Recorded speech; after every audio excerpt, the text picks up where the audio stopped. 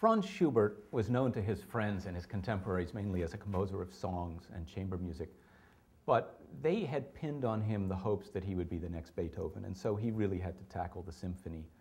He wrote 9 symphonies in all, fragments of more symphonies, but many of them are, in his view, didn't live up to that Beethovenian ideal, and it was really only with his last 2 symphonies that he began to find what a symphony could be for him.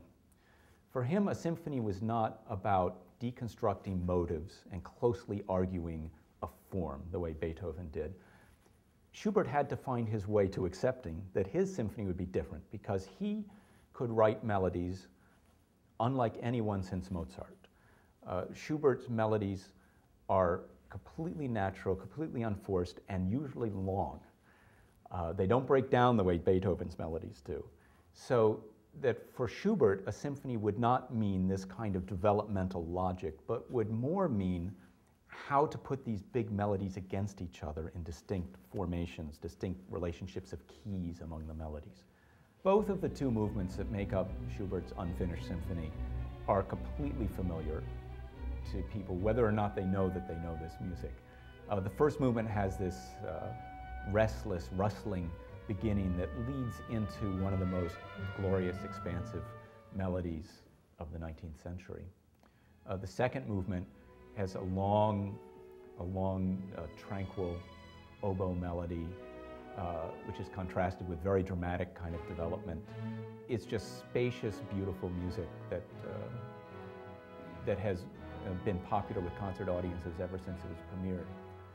Now, interestingly, it wasn't premiered during Schubert's lifetime. He composed these 2 movements as a gift to a music society which had given him a stipend, given him a diploma, a piece of paper, and he thought it would be appropriate to write something. He was obviously not a businessman when it came to this. He handed this piece off and never thought about it again, apparently. And the person he handed it off to just put it in a drawer. And it wasn't discovered until years later. It was premiered decades after Schubert's death.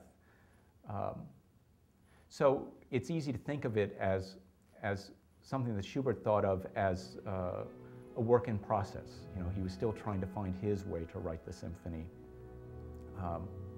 And that's why I don't think it's a great mystery why it's unfinished. There is speculation that there were other movements.